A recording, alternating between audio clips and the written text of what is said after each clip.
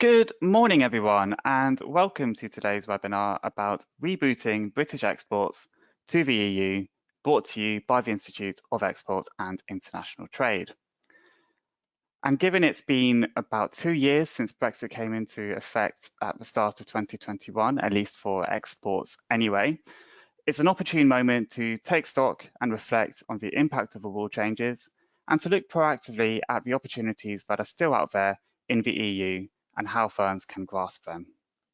My name is William Barnes-Graham, the Executive Editor at the Institute, and I will be your host for this morning's webinar. Next slide, please.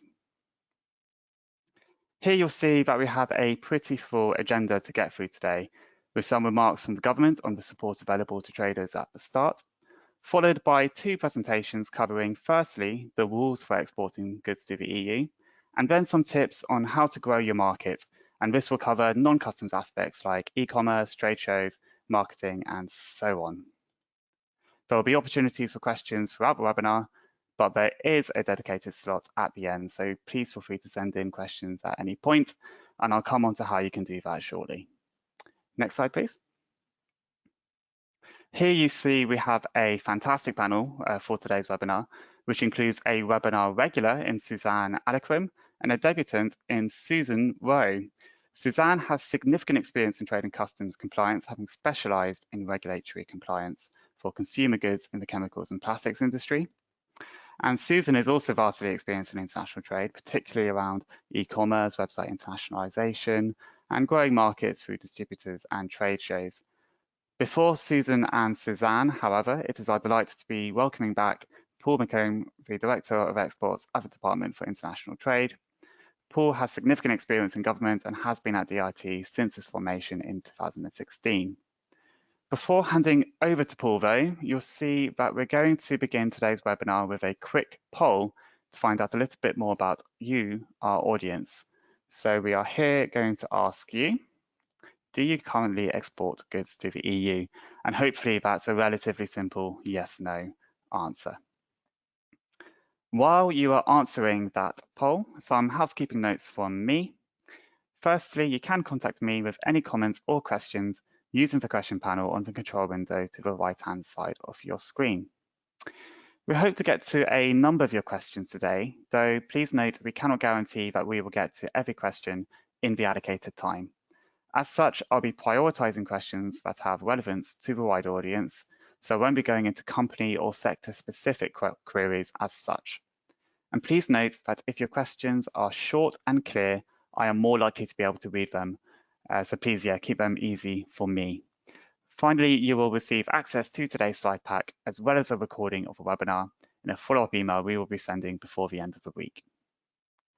So I'm going to close the poll now and share the results. So 83% of you do currently export to the EU and 17% of you do not. So that's very useful information for us as we go into a webinar about exporting goods to the EU. So thank you everyone for responding to that poll. On the next slide though, it is my delight to pass over to Paul, who's going to talk about the latest state of play in UK trade policy and the support available for exporters trading with the EU. So over to you, Paul. Brilliant, thanks William, and good morning everybody, and it's delightful to be back supporting the Institute of Exports webinar this morning. Listen, I'd like to start by saying a few things and then getting into some specifics. It's probably worth me just reminding colleagues that DIT, Department of State, that deals with international trade, responsible for securing trade deals and to help exporters take advantage both of those deals and also other opportunities overseas.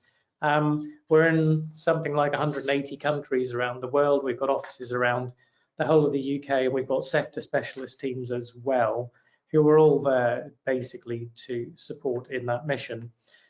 It's worth reminding folks as well that the reason government has an exporting department, sorry, an international trade department, is because there's a very strong evidence base that exporting is good for growth. We are the 7th in the world in terms of exporting economies, which is not a bad place to be for a country the size that we are. We're second in the world in exports of services. We're 15th in the world when it comes to goods. But the reason behind getting behind exports and supporting businesses who want to export and want to expand their business that way is typically we see that exporting businesses are more productive. They typically pay higher wages, and they actually support almost a quarter of the jobs in the British economy. So exporting is really, really important, from that perspective. But what we find is that there are, and you will know this from your own experience, I see most of you have ticked that you've exported to the EU, but never mind the EU, if you've exported to anywhere, you will know that there are costs attached to exporting. You will know that there's quite a bit of knowledge that you have to build up. And there are other important things that you need, which is confidence in your buyers and establishing yourself in the markets that you want to trade. And those sorts of things around cost, knowledge, trusted buyers, etc., have become for many companies actually barriers, and in some cases they affect the economics of whether the trade is worth pursuing or not. And what I wanted to sort of share with you today is a little bit about what we are doing in that space, and also to share with you some improvements we're making to the support that we can offer in all of that.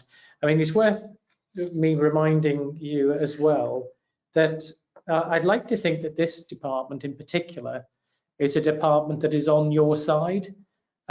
We don't actually own in this department most of the procedures or policies or things that you've got to deal with, and our primary mission is to either help you deal with those or to lobby and influence others to make that trading environment a damn sight easier than it is today.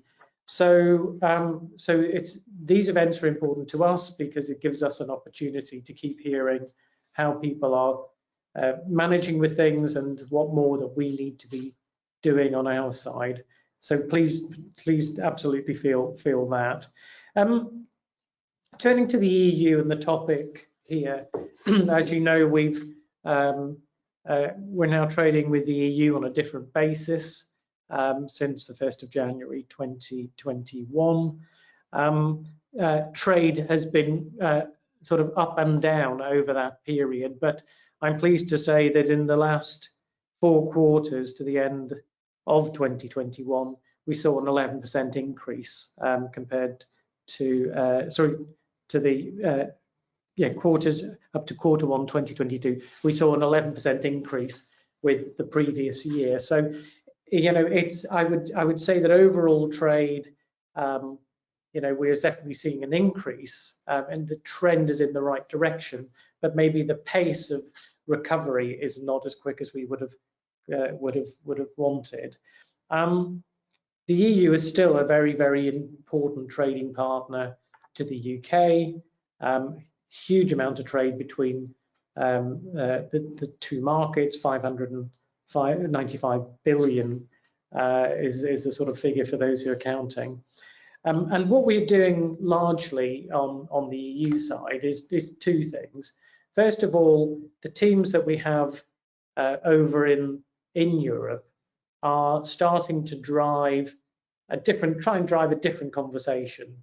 I mean, it's easy to sort of get stuck on Brexit and the changes and how people are adapting to those changes, but we've got to start to change the conversation, and we've got to get onto where are the opportunities, where can we still see some growth potential, and how can we make sure that the UK is well positioned on that.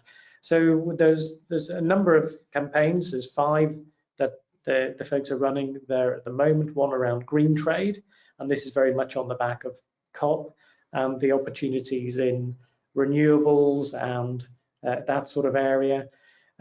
Supply chains, which I know is a particularly challenging challenging thing for all of us in the light of COVID in particular, and now we're seeing on the back of Russia's invasion of Ukraine. International economic security, and this is actually playing to some of the things that you will be alive to around the critical things that any economy needs for it to sort of succeed. Digital trade is fourth area, and I know Susan has got a lot of experience in that, and we'll probably touch on some of that. And then a campaign around how we can move the sort of international trading environment forward through the likes of the WTO and other bodies such as that. Also in the policy space, I've got a team in my area that have been doing a lot of work with different business representative groups to say, you know, what are the persistent issues? What more can we do to kind of lobby for help on all of that? So I just want to sort of reassure you that at the sort of policy and strategic level, the department here is still committed to trying to improve that trading environment, trying to open up those opportunities, and trying to sort of move the conversation on to an area where we can, you know, deal with the change and sort of move forward. So that's at a sort of that level. Getting down to more practical measures of support and things that we can do to hopefully help you. Some of you might be aware that we launched last year an export support service quite quickly, which was essentially in recognition of the fact that there was just too much information, too much guidance, and depending on the product that you were selling or the service you were selling, it could all get rather complicated and difficult for you to navigate the bits of advice and the bits of information that you needed to make sure that your export got through to the other side.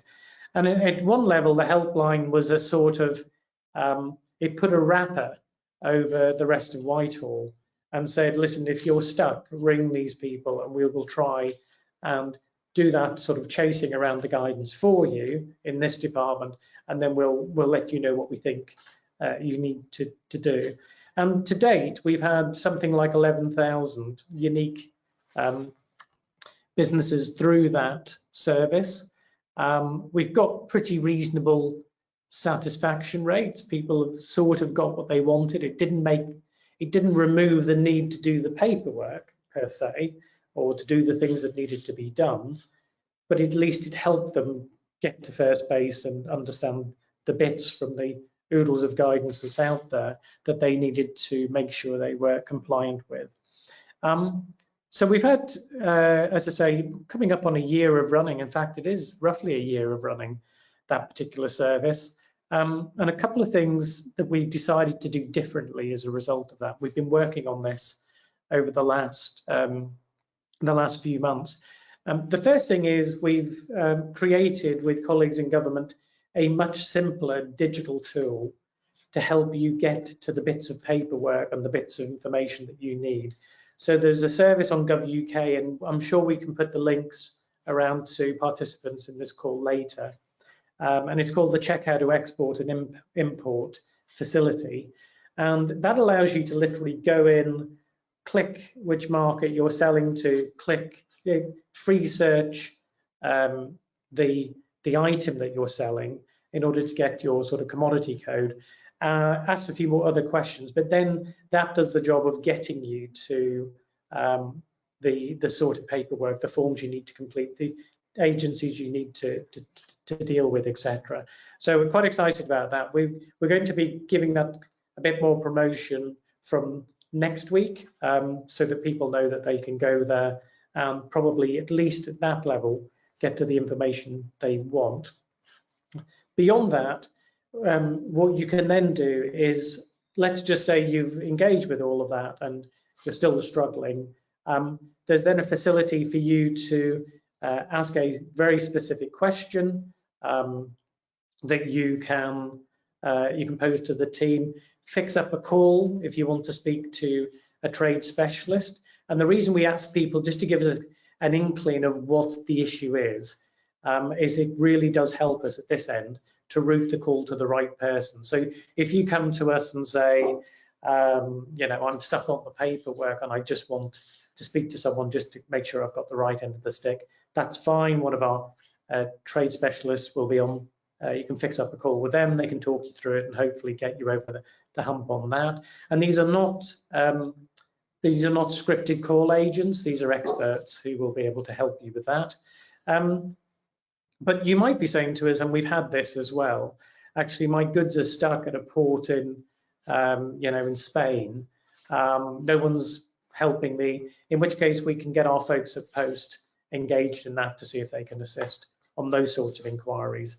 So, so what we're looking for this to be is a much more deeper service in terms of the knowledge of the people on the other end, and then using that digital tool, which I notice William stuck in the chat, for you to help get to first base through the various bits of paperwork and what have you. Now that service at the moment currently supports trade with the EU. It also has to support anyone who is confused with the situation on sanctions in Russia, Ukraine, Belarus, the situation around there. But again, from next week, we're expanding the service to cover the whole of Eastern Europe and Central Asia as well. So that brings in Armenia, Azerbaijan, all the Stans, Turkey, which I know is also a popular trading destination for the UK. And we hope that by March of next year, at the very latest, that service will cover the world. So that, you know, some of you who have said yes, you trade with the EU, might also be trading with other parts of the world, and we want to expand this service so it covers all of that as well. So I think that's probably all I was going to cover in my sort of session. Well, and I think you had a few questions that you might want to grab me on before. Yes, thank you, Paul. That's terrific to hear, particularly support from ESS, which is getting more enhanced, that kind of triaging aspect as well sounds really useful as well. So thank you for sharing that update. If you just move to the next slide, just what I'm going to ask for a couple of questions we've been sent in. I'm just going to again ask you a poll, just asking you how has Brexit impacted your exports to the EU, and the options are there on screen. So Paul, just while people are answering that, we've had a few questions in. A few people are asking about obviously the current climate in terms of what's going on in the markets and so on. Obviously, the pound weakened a lot a couple of weeks ago, but it's rebounded a little bit since. But how is DIT supporting traders to kind of make the most potentially of a weakening currency in the UK? Yeah. So, I mean, a couple of things I would say on that front. First of all, and I think the audience will be alive to this as well, there's two sides of a coin here. There's definitely an opportunity in the sense that if your goods are cheaper to overseas buyers, then you become more attractive as a proposition to have them sort of bought. But equally, that weakened currency can feed through into your input costs, and we know of all of our exports in the UK, around 18% of the cost is based on imports, sort of feeding through. So it is sort of two sides of a coin, and for some businesses this can be potentially good news, and orders go up and people overseas stock up massively.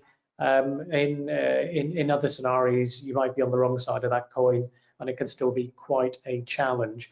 In terms of what we typically do, I can tell you that posts overseas, particularly the posts where there are lots of goods exports, will be, you know, reminding the markets that they're in, not in any sort of public way, but you know, when I was out in Hong Kong for a few years, and you know, the currencies took a bit of a battering during some of the Brexit talks.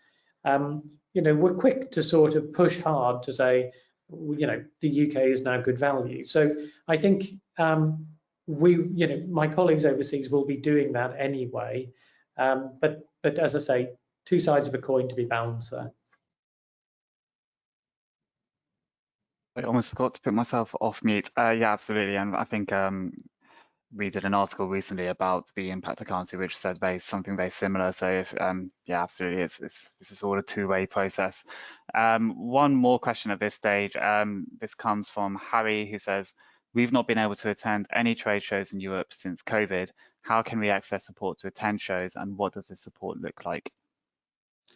Right. Well, I mean, yeah, COVID has really, I think, I would say to people, um, you know, um, export or trade is a contact sport, and there's no substitute for being at those trade shows, either attending or indeed exhibiting, um, because it's your best chance to make those connections, find some buyers, and that's what a lot of our guys here and overseas do.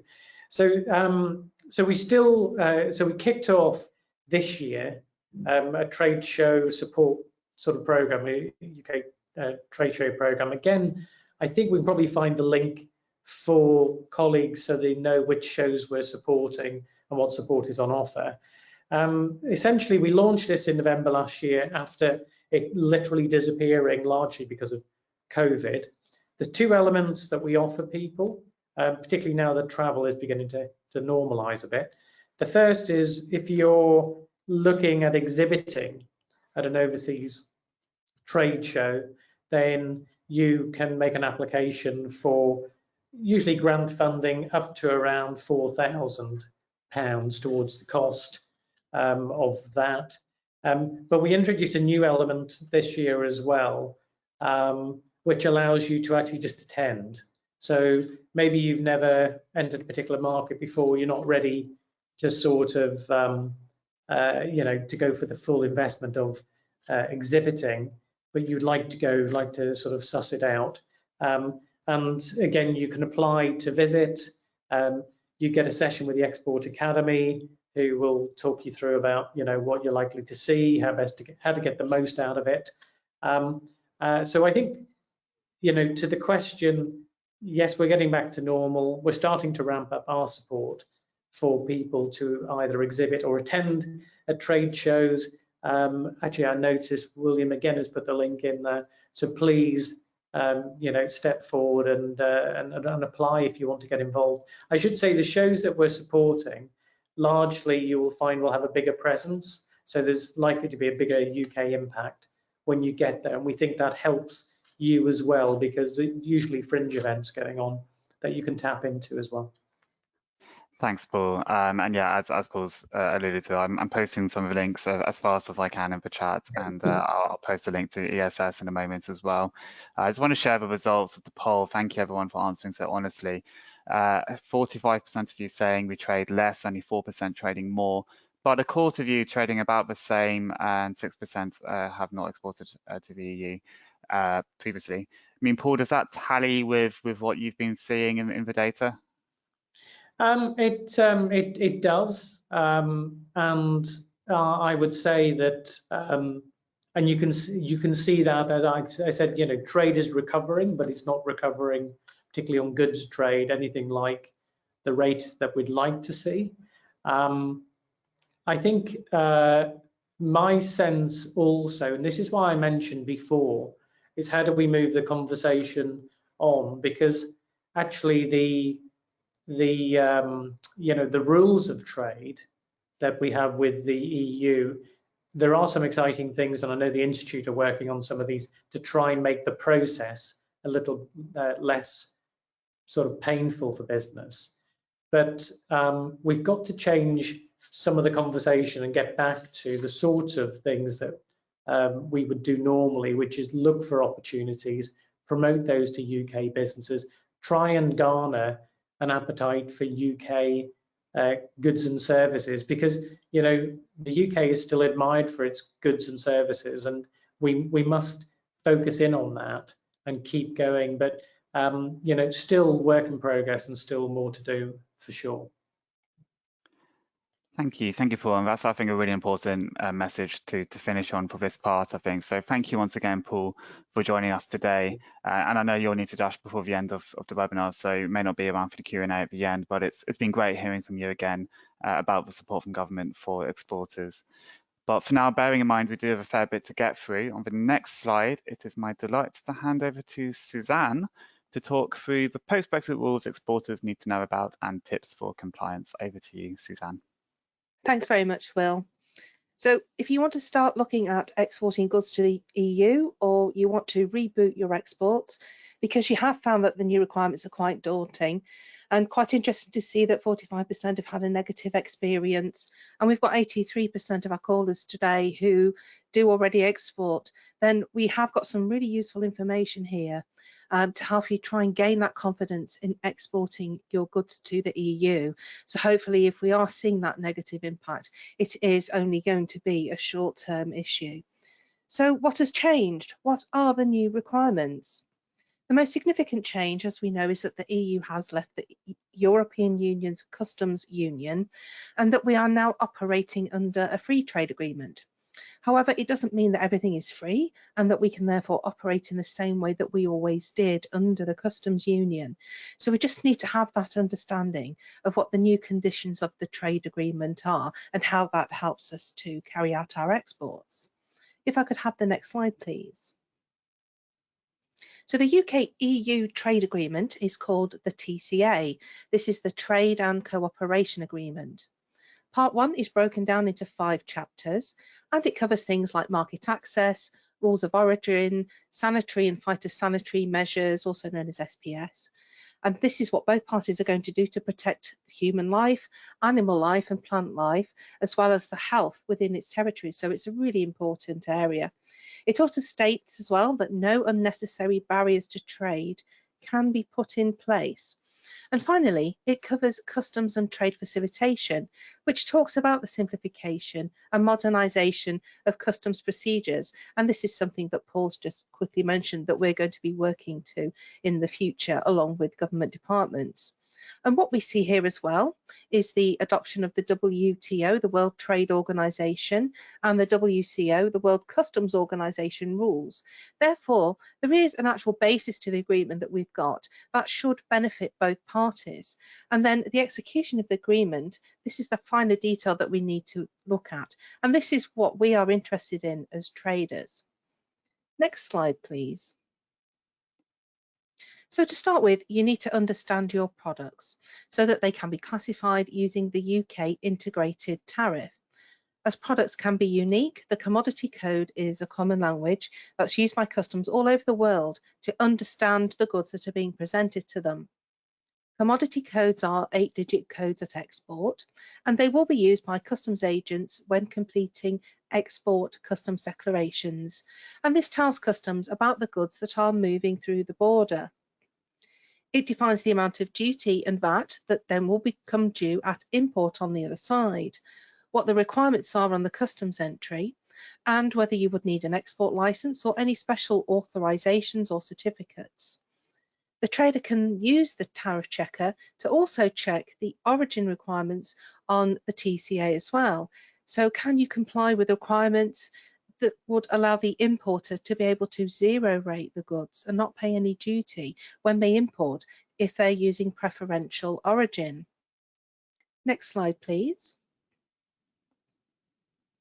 And there are different terminologies that we hear when we talk about rules of origin, and these can be quite daunting. But it's not about where the goods come from, it's about its economic nationality. So if you think about when you go abroad, you take a flight to America, you're still British. And the same principle sort of applies to the goods. So let's start with the originating and non-originating. If goods are originating, they are classed as wholly obtained in that country. This could be live animals that are born and raised there, or mineral products that are extracted from its ground. If goods are not wholly obtained, then they might meet other criteria, such as the changing of a chapter heading or a subheading of the commodity code. Again, you can see this on the UK integrated tariff online. This is about the process of transformation of a product. For example, turning flour into bread, or we could be turning milk into cheese that then is going to be transformed to go onto a pizza. So the components may not be originating, but the actual process is sufficient enough to change components into a different output. And this changes the chapter heading or the subheading, and it means that a product can still be called UK origin. In the EU TCA, we also have a principle called the max non-percentage, which calculates the value of non-originating materials used in the product. And if you check the commodity code in the TCA, it will tell you the percentage that is allowed. And then once incorporated up to the percentage level, you can declare the goods as UK origin. And again, this can be quite daunting, and that's something that the Institute can help you with if you want any assistance with understanding UK origin requirements. If none of the requirements are met, then the goods are classed as non-originating, and they're likely to retain that economic nationality. So for example, if you import leather shoes from Italy, and then you want to sell those shoes on to another country, they will remain as Italian origin. They will not become UK origin. When we start to look at the trade agreements that we have in place, we now see that origin can be preferential or non-preferential. And these terms only relate when you're trading under a trade agreement. If goods meet the requirements of the agreement for preferential origin, so in our case, goods that are of UK origin when sold to the EU, those goods can benefit from zero tariff rates. So to determine if the goods are preferential, we need to determine if they originate or not. Non-preferential origin is where you cannot meet the terms of the agreement, and then the WTO allows countries to apply their own measures, such as duty rates, and to protect their local trade with tools such as subsidies, quotas, or anti-dumping measures. So, for example, if we want to ship our Italian shoes back to the EU, these are now of non-preferential origin, and the EU will apply its own measures, such as duty, against the import of these products. The origin declaration at import on the customs entry will be used to determine how much duty and VAT is due, or if preference can be applied, it will zero rate the import duty. Customs therefore require evidence to prove this. They need the proof of origin. And the TCA tells you the forms of proof of origin that are acceptable. We have a statement on origin or a supplier's declaration. And it also gives us the text that we need to use and where we can put this. So for example, we can write it onto our commercial documents, or we can print information onto a letterhead. Please note that it's not mandatory for suppliers to issue the proof of origin. Therefore, if you cannot prove UK origin, you cannot provide the statement, and the importer cannot benefit from preference or zero rated duty at import. And it is important that this information is provided to the customs agent to ensure that preference is not misdeclared and that a compliant customs declaration is issued. Next slide, please. So on this slide, I just wanted to run through the export process and how we involve other parties to assist the exporter. So at the beginning there on the left-hand side, the exporter agrees a contract with an overseas company to buy their products. At this stage, key conditions such as Incoterms to know what your responsibilities are and where the risk changes need to be determined. The importer sends over their purchase order to confirm the contract, which the exporter acknowledges. The exporter then prepares the order and carries out the administration side of the export. They will need to obtain any export licenses and authorizations. They may want to put export credit insurance in place or marine insurance. And then they can send the booking over to the forwarder along with an invoice, a packing list, and any relevant certificates to support that export. The forwarder will then raise the export declaration and process the cargo declaration to the transit procedure. They will apply security checks and issue the security declaration, and then they can clear the goods for export on the Goods Vehicle Movement Service, the GVMS. Once this is all in place, the carrier can arrange to collect the goods, issue any way bills, and then carry the goods to the destination. When the shipment has been delivered, they will close down that transit movement and obtain a proof of delivery for the goods for the exporter.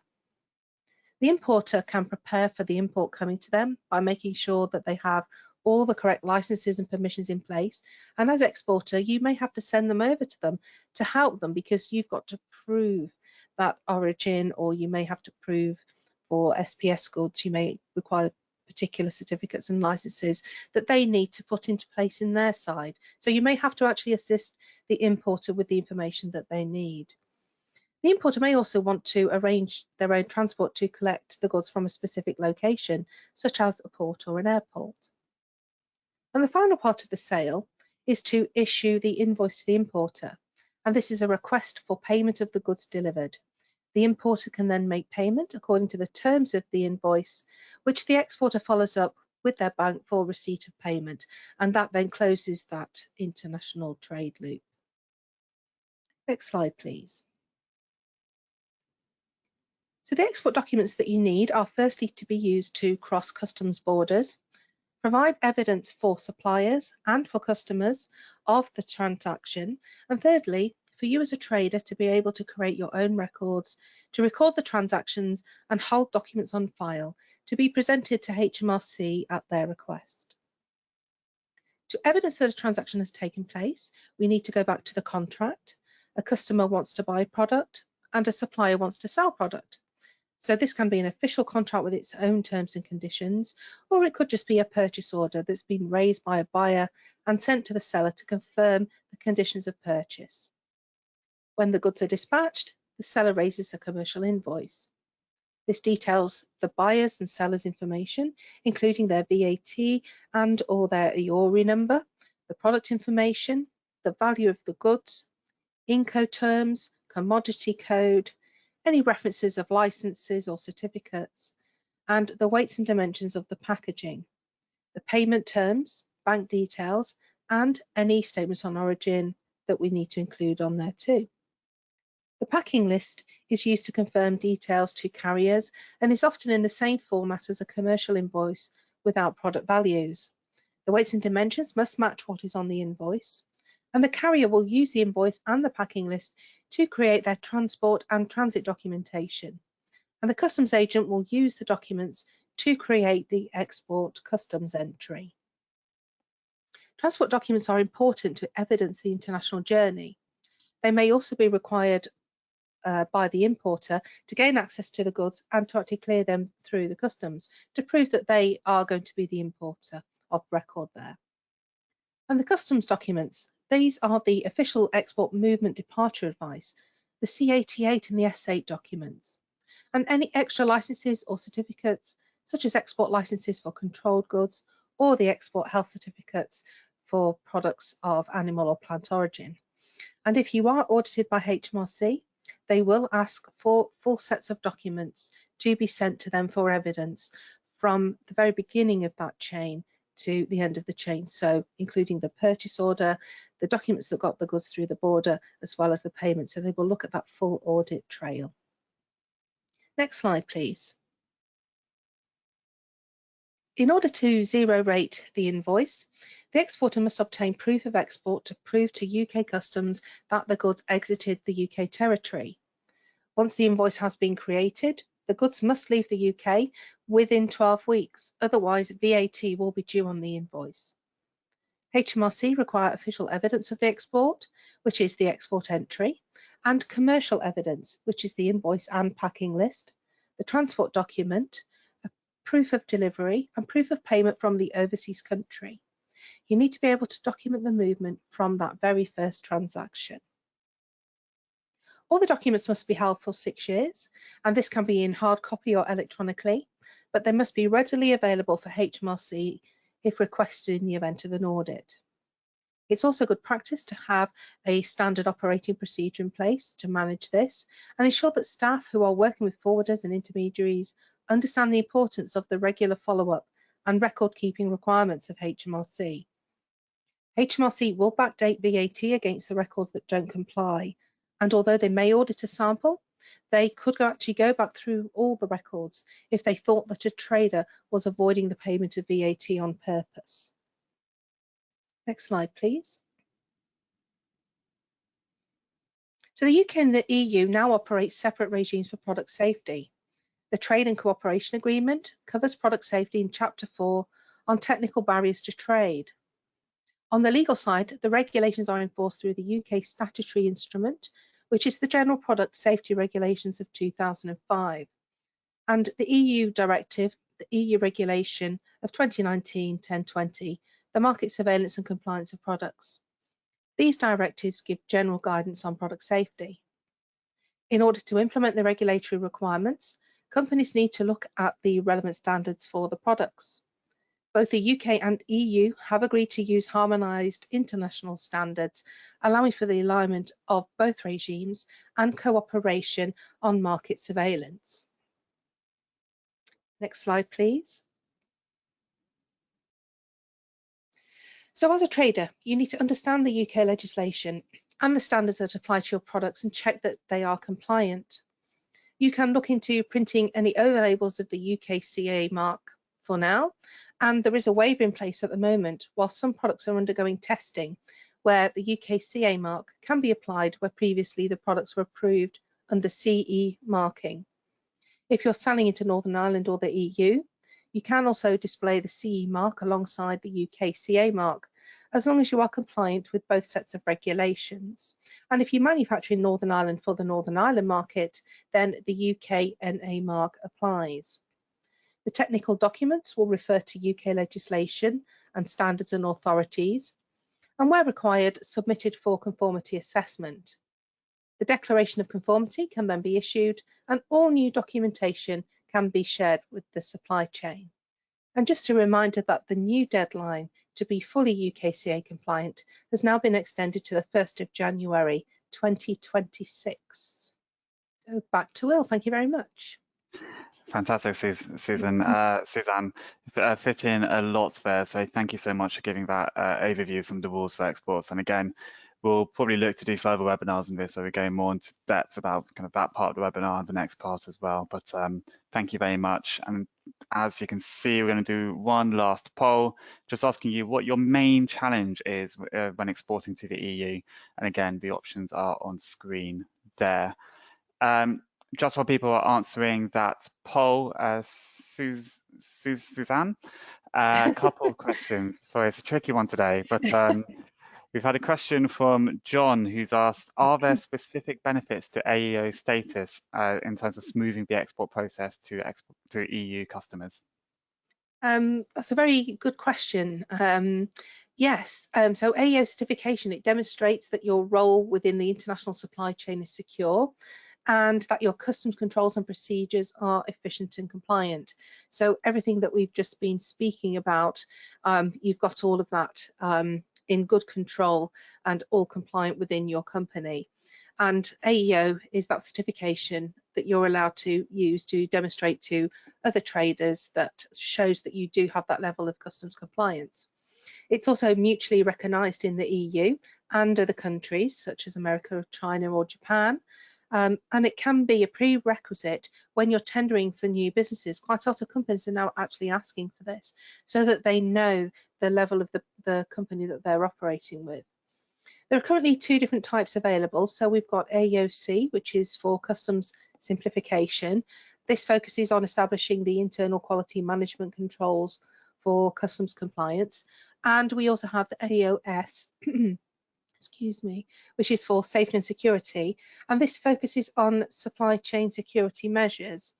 And the benefits are greater access to priority clearance, reduced administration, reductions of waivers of deferment and comprehensive guarantees, increased transport security. You can get fewer delays in dispatch. It also improves the security between supply chain partners, and it gives you that quicker access to other customs authorizations such as inward processing or customs warehouse. If you've already gone through the process to get that standard in place for AEO, it may help you put some other regimes in place. So yes, there's quite a lot of benefits and definitely worth looking at. Thanks, Suzanne. I'm just going to close the poll now to share the results. 47% of you say compliance with post-Brexit rules, 32% of you additional costs, relatively few under reputation and lack of market access, and then 15% other. So thank you everyone for answering that. Time is of the essence though, so I want to ask, we've had loads of questions in, but quite a lot on this in particular, and this is around samples. So I just want to put this to you, Suzanne. This is from Claire, who says, we still have a major problem getting samples into Europe. As this is the basic requisite for any new business prospect, it means that we have been unable to add any new European customers to our portfolio since Brexit. Quite drastic stuff. I mean, what is the advice on this issue? Yes, and I think if you think sort of pre-Brexit, you were just putting it in a box, sending it with a courier, and it just arrived. And what we have now is that all samples, they have to go through that customs clearance process at import into the EU. And this is often the issue that traders are coming across, because the EU customers don't want to, firstly, take care of any customs formalities or pay any duty and VAT if they're applicable on the samples. So what I would recommend is that you have a look at the rules for low value, because this is where duty and VAT don't apply. So that would at least eliminate the need to pay that. You can also ensure that the value of goods is below that level when you dispatch them. And just to be aware that you do need to declare the real value of goods. So don't just make it up and say it's worth £5. It is something that customs, certainly in Europe, are doing. They're opening things up and having a look and just checking that. You can also use couriers to send samples door to door. They can also help and assist with the clearance if the customers don't want to do that. So if there are any charges, they can actually send that back to you. So again, it's possibly worth having a chat with your courier providers to see if they're able to offer this service for you. There is a special authorization in place that couriers do have to handle low value imports in a certain way. So again, worth having a chat with your account manager with the couriers just to see if that's something that they may be able to assist you with. Then hopefully it should get you past those issues if the European customers know that it's going to be handled for them. Thank you, Suzanne. We've had absolutely loads of customs questions about CDS and different processes and so on. We are going to be continuing to do loads of webinars on those sorts of topics, so do keep your eyes peeled for those. And I'll post a link in a second for a link to our technical helpline, which is very much designed for our members of the Institute to get answers on those sorts of questions. But time is of the essence, so thank you, Suzanne. That was a great whistle-stop tour of some of the compliance requirements. Can I have the next slide, though, please? So here you can see that the Going Global exhibition is taking place in November. It's part of a business show, and Going Global brings together a wide range of experts, business support organisations and traders, and is this year focusing on providing education and support around free trade agreements, international strategy, and cultural and economic differences in international markets. We'd recommend you going to this free show anyway, but as you can see on the slide, the Institute is going to have quite a significant presence there, so you should definitely come see us on stand G281. If you do, you could enter a prize draw for a free customs compliance health check, get a free inquiry on our helpline if you're a non-member, or a free place on our introductory courses if you're a member. The URL for more information is export.org.uk/going_global_offer. We will share this with everyone after the webinar. But on the next slide, again, as I said, time is of the essence. I just wanted to point that out, particularly as if you're around, there's another vehicle for getting answers to some of your questions.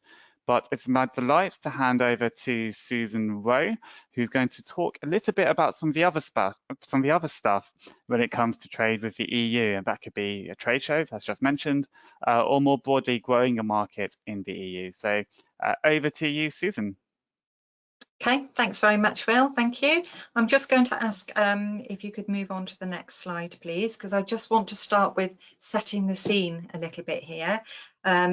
So before we exited the Union, we were dealing with one entity. Now we're actually dealing with 27 different countries, different member states.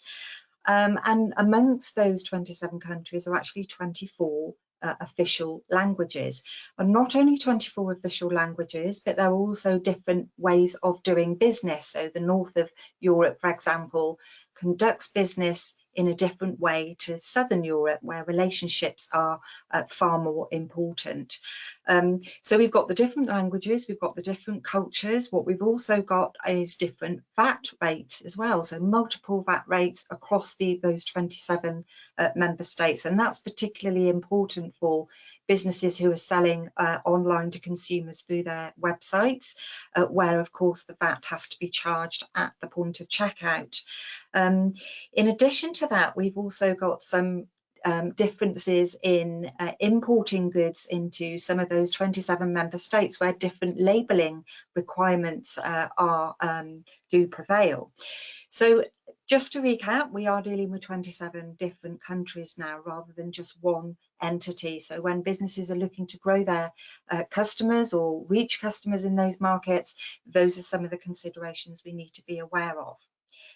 The other interesting trend that's happened in the last couple of years, which has obviously been fueled by the pandemic, is our awareness of being digital savvy as well. So all our education, or most of our education, has now moved online, or did move online for a good few years. Training moved online, the way we conducted business moved online. And in the retail space, we saw a massive uplift in online purchases from customers who probably didn't purchase online before that, but they still do now. That's not going to go back, that trend. And we've also seen from a McKinsey study that was undertaken that 81% of business-to-business decision makers now are expecting some sort of digital interaction during that buying and decision-making process. So what that means for businesses is that we've had to move into a more digital transformation model for selling. So there are several different ways that we are channels that we can use for selling, and I just want to touch on a couple of those that we are currently using, able to just develop them a little bit more so we can get more traction out of them. So if I can ask to move to the next slide, please. So most businesses on the call today have got their own website. Some businesses will be using e-commerce platforms, some will be going to trade shows, some will be using other platforms and activity to get their business noticed, or some may be doing a mixture of all of those. Next slide, please. So let's first of all have a look at websites. Every company website has the ability and potential to reach 4.6 billion internet users in the world. Probably about 10% of those are in the EU or in Europe. And so it offers, a website also offers the ability to control the customer journey, control the customer experience across our websites, and also gather data along that journey, which can then be used as intelligence for future marketing activity. Back in the old days, we used to just build websites, sit back, and then they will come. It's not like that anymore and hasn't been for a number of years, and it's actually changed a lot again over the last couple of years. So a website should not be a case of just build it and they will come. In order to get the right traction from our desired customers, we need to target, we need to ask ourselves, who is our audience? Who do we want to target through our website? We also need to determine what countries we want to target. Remember, in the EU alone, there are 24 different languages. So if our websites aren't optimized and localized for those particular target markets, how are we expecting them to reach our website and appeal to what we have to offer? What we do need to provide on our websites now, more importantly than ever, because the website is an extremely crowded place, we want ours to stand out.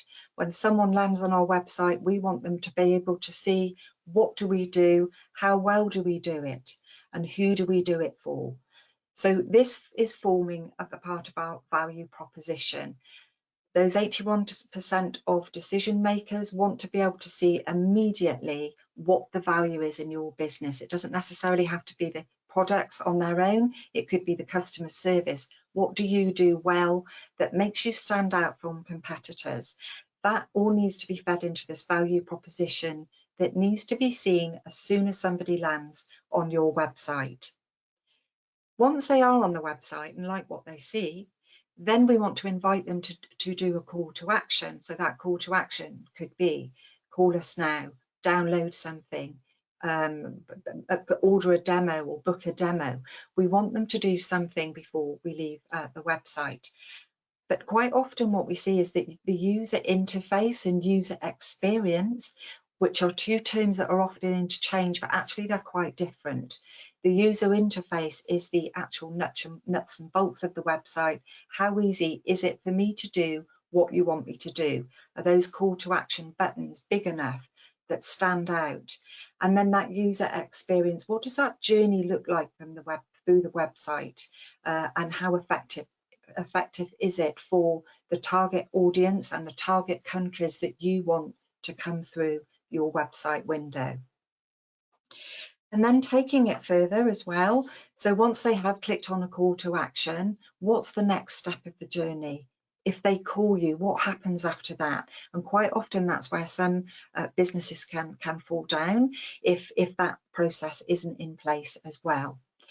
And the last point on the slide there, localize and optimize for overseas markets, absolutely important. The more we localize and optimize, the closer we are to our customers in the EU and indeed further afield. Next slide, please. So some other developments, particularly in the e-commerce space as well, what we've seen. The EU alone has around about 440 million consumers that we have access to. They're not all going to want to buy our particular goods, but there is potential to tap into that market. And we've also seen an increase in the amount of horizontal and vertical online marketplaces. So vertical being that it's sector specific. A marketplace like Etsy, for example, would be considered a vertical marketplace. And then a horizontal marketplace is something like Amazon that goes into several product categories and is a global marketplace. But Amazon and eBay, although the founding fathers, they're not the only online marketplaces. Europe alone has about 60 online marketplaces, particularly in the B2C space. And they're spread all over the EU.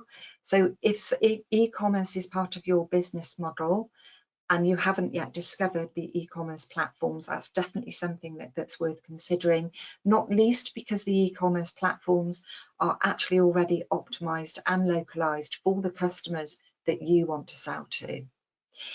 And interestingly, despite challenging economic conditions, there has been a huge uplift in B2B online marketplaces as well.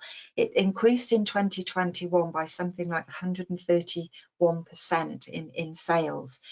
And there's been a big shift in the rise in the number of marketplaces and also the type of marketplaces. So now businesses can actually, in the healthcare sector, for example, they can go onto a marketplace and actually find buyers for their particular products. Or if they're a distributor overseas, they can actually go on and find products and suppliers as well. So there's been a lot of movement in the B2B e-commerce space, particularly in the area of online marketplaces. So definitely something to explore there for you. Next slide, please. Paul mentioned something about trade shows earlier in his talk, saying that there's no substitute for trade shows. I would completely agree with that. And that's probably why 95% of exhibitors prefer to do so in person rather than at virtual events. Now, what we've seen in the last couple of years are a mixture of hybrid trade shows. We've seen virtual trade shows, but as soon as they opened up again, and trade shows was actually the industry that was hardest hit and first hit when everything shut down during the pandemic. But as Paul said, things are starting to open up again and people are flocking towards trade shows, particularly in Europe, because Germany has the biggest number of trade shows as well. So, as I said, businesses are going towards that. They're getting on planes, trains, automobiles and going over to trade shows because nothing replaces that tactile and tangible approach to oiling the wheels to do good business. Something to bear in mind, as well as what Paul said about support available from DIT, is that there has been an uplift in digital touch points as well that circles back to the fact that digital transformation has taken a huge uprise. So what we're seeing at trade shows now is a larger use of QR codes instead of business cards, for example. We're also seeing more interactive digital displays, the use of augmented and virtual reality, because it's about impressing. People want to go to trade shows now and they want to be impressed by some digital and augmented reality activity. We've also seen a big uplift in online Meet the Buyer events. So for those of you who do go to trade shows, you'll notice that in advance, you can do matchmaking services. You can arrange to meet distributors on your stand, all done through this digital portal before you actually end up at the show. And more often than not now, businesses are recognising that if they do offer a QR code, they want their exhibitor visitor to actually scan that QR code and go straight to a landing page on their website where there's a great call to action, and some of that follow-up activity then has already been done. Next slide, please. Okay, there are some other ways of getting your business noticed as well. Some companies who are still operating from a work from home or work from the office a few days a week have a spare boardroom, for example. So that spare room could be used to create some very fundamental corporate videos that can be done in-house. They don't need to go into a recording studio, for example. And also offering value added, so something like a blog where you're not only talking about your product, but you're giving how to and other value added information. Online directories play a huge part as well. They can be found online by doing research. Get your business profile up there. They can be country and industry specific. And of course, the use of social and professional media platforms. I probably don't need to tell you that LinkedIn for business to business professionals is absolutely paramount in today's world, particularly in the digital scene. I'm going to stop there. Thank you, Will. Terrific. Thank you, Susan. I mean, it's a huge area of trade, one we've not touched on enough recently, and we'll definitely look to go into these big areas in more detail in the coming months, but a great sort of a reminder of just some of those things which businesses do need to keep on considering. So we'll do just a couple more questions. Appreciate we're overrunning slightly, so we'll just do a couple more questions for Susan at this point. First of all, a question from Martin, who asked about websites. Is it better to have one single website with multiple languages or multiple different websites, one for each language? That's a really, really good question. And it really does depend on the resource, the skill set, who you're trying to target, which countries you're trying to target. Now, most businesses will use their existing .com website to add pages for different countries in different languages, because that way they're only managing one website. If, however, the sales are really, really good in a market and you really want to be present digitally in that market, why not set up a standalone .de for Germany, for example? But bearing in mind that not only will that DE website be localized and optimized for Germany, what happens when your German customers come onto that site and they want to speak to someone in German? So that's a consideration. You're giving a local experience, so they will want a local experience as well. So just to sum up then, for most businesses, a .com/DE would be perfectly fine and it will reach the customers, but a .de standalone website will get even closer to your customer. Thank you, Susan. I hope that was helpful. Martin, I think it was. A few people asking about e-commerce. I'll do this one quickly from Alison before we wrap up. Alison asks, how can UK e-commerce exporters remain competitive from a delivery cost perspective when competing with national e-commerce businesses within the international markets? It's another really, really good question. I just want to start with saying that, you know, a lot of UK brands are unparalleled across the world. So, you know, people overseas in different countries do want our brands and our products, completely get about the delivery issue. So, if your sales do not exceed 150 euros to Europe, then you can use what's called the IOS VAT scheme. So that's one potential possibility. What we're also seeing as well is a lot more 3PLs or third-party logistic companies setting up in the EU. So perhaps you could send some consignments over and then they are packed and picked in Europe. So one, they're closer to the customer, and two, the delivery costs will be less. I think that's probably two different options. The third could be what we're also seeing is turnkey solution businesses popping up over Europe that manage the whole e-commerce area for UK businesses. So that could be something also to consider, gets you closer to the customer.